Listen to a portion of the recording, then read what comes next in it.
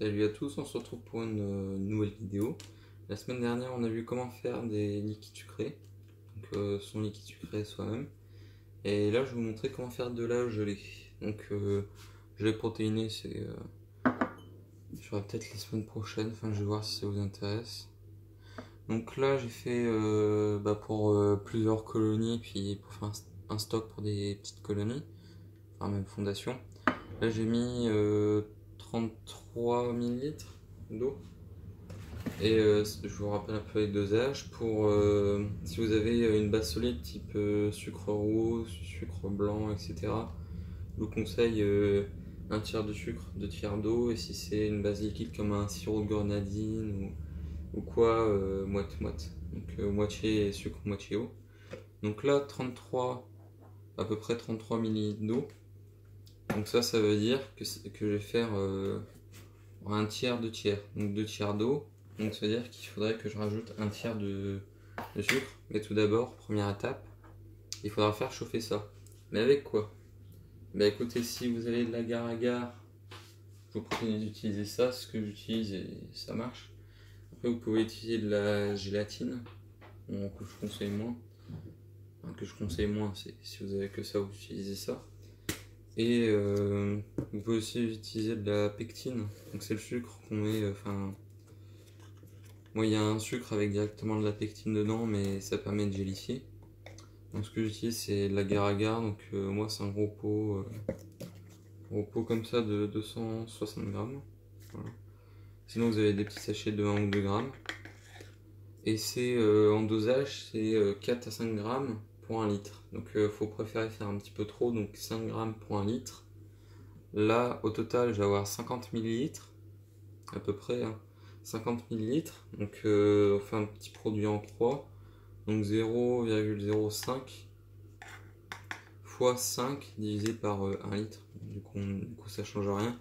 Et ça me donne 0,25. Donc un quart, une cuillère comme ça fait à peu près. Une cuillère bien remplie comme ça fait à peu près 1 gramme.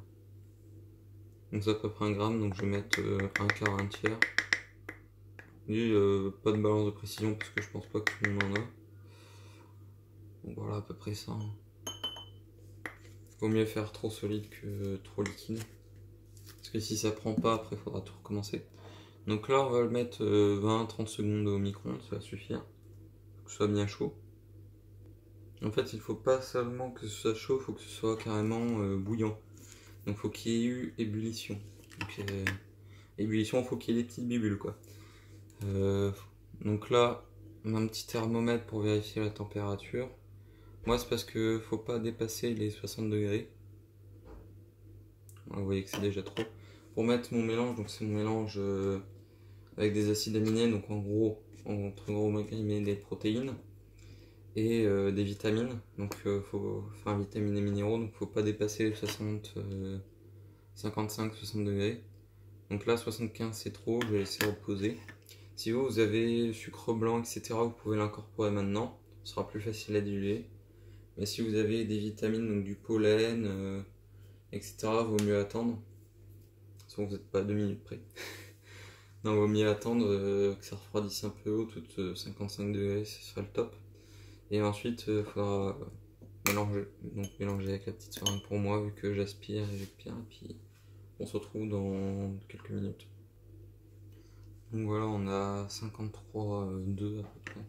Ces thermomètres là sont pas non plus hyper précis, mais ça nous donne un ordre d'idée. Donc là, je vérifie à peu près le niveau.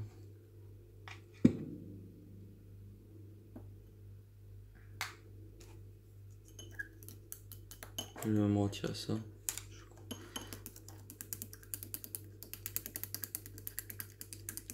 Il faut savoir que les gelées, je trouve ça pratique car ça se conserve plus longtemps que les liquides sucrés.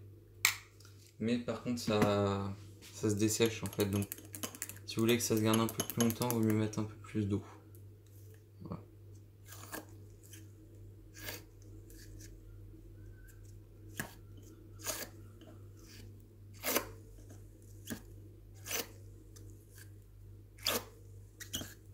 Bon, je retrouve une fois que j'ai tout vidé. Donc voilà, c'est mélangé. Donc à partir de là, vous avez plusieurs options. Soit vous le laissez dans le récipient, donc sans ce qui servait à le remuer. Soit vous le laissez dans le récipient au frigo.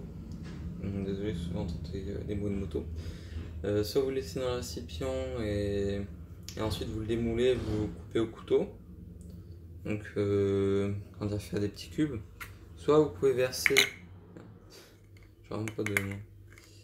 Je pas de. Soit vous versez dans des petits pots comme ça. Donc moi ce que je vais faire pour mes vagus par exemple. Comme ça, vu qu'elles sont pas mal, elles vont directement manger dans le pot. Voilà, ça devrait le finir en 2-3 jours à peu près.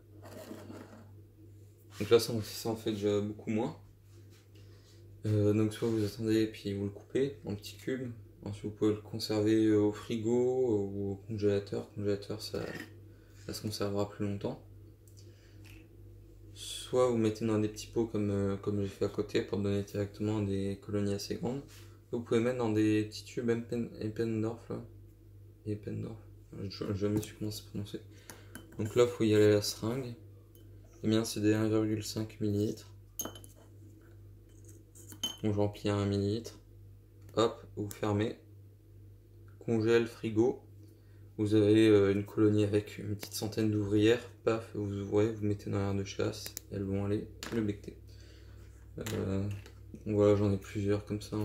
Ça coûte pas cher. Je crois que c'est un site espagnol connu. C'est 2,50 € les 100. Donc ça va. Après, vous pouvez trouver moins cher dans des labos. Dans des shops pour labos. Donc là, je vais m'en faire quelques-uns comme ça.